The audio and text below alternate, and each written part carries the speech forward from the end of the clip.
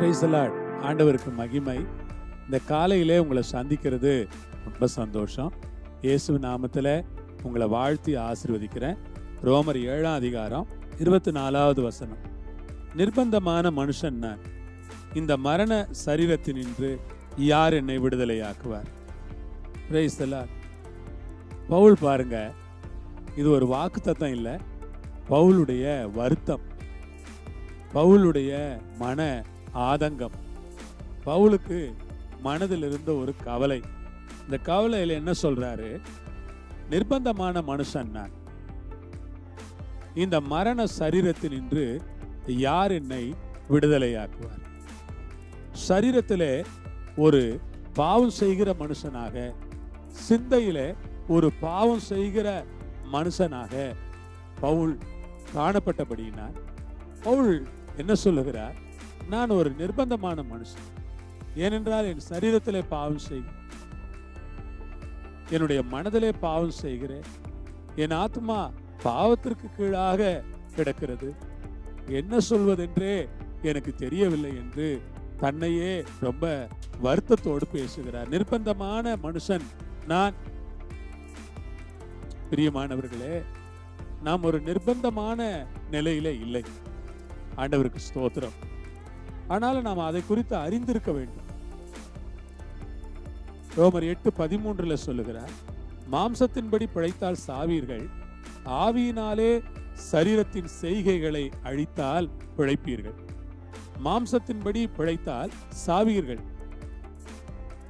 ஆவியினாலே சரீரத்தின் செய்கைகளை அழித்தால் பிழைப்பீர்கள்.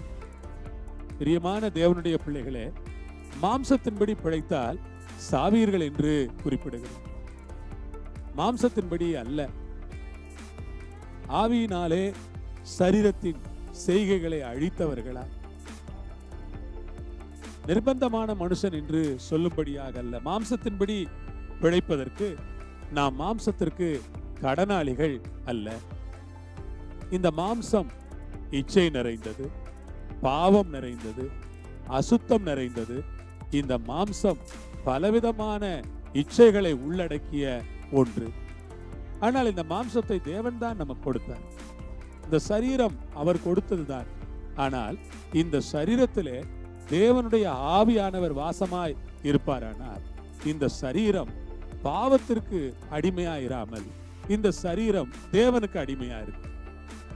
இந்த சரீரம் தேவனுக்கு அடிமையா இருக்க வேண்டுமானால் இந்த சரீரத்திலே தேவன் வாசம் பண்ண வேண்டும், தேவன் தங்கி இருக்க வேண்டும். இந்த சரீரத்திலே தேவனுடைய பரிசுத்த நாமம் மகிமைப்பட வேண்டும். மாம்சத்தின்படி பிழைப்பதற்கு நாம் மாம்சத்திற்கு கடனாளிகள் அல்ல. ஆம், அன்புக்குரிய தேவனுடைய பிள்ளைகளே, நீங்களும் நானும் கூட மாம்சத்தின்படி பிழைப்பதற்கு நாம் மாம்சத்திற்கு கடனாளிகள் இல்லவே இல்லை. அதற்காக ஸ்தோத்திரம். தேவன் ரொம்ப நல்லவர். நம்மை தேவன் மாம்சத்திலே வைத்திருந்தாலும் கூட நிர்பந்தமான மனுஷன் என்று பவுல் ஒரு காலத்திலே தன்னை குறித்து சொல்லுகிறார்.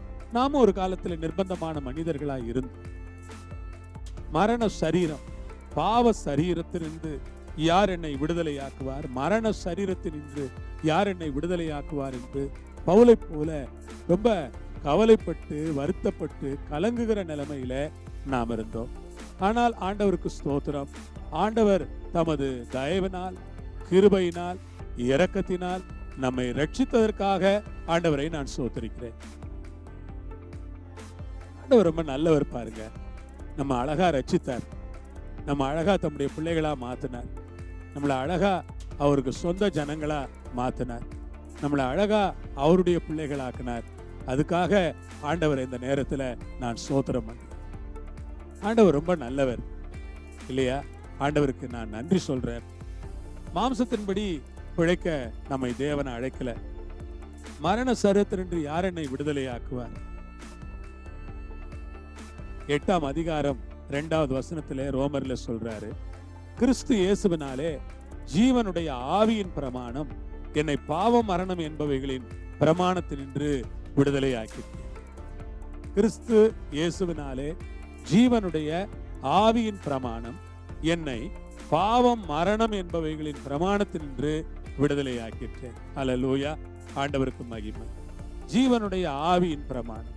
பிரியமான கர்த்தருடைய ஜனங்களே, ஜீவனுடைய ஆவியின் பிரமாணம் என்னை பாவம் மரணம் என்பவைகளின் பிரமாணத்தில் நின்று விடுதலையாக்கி இயேசுவின் நாமத்தில் நான் சொல்லுகிறேன்.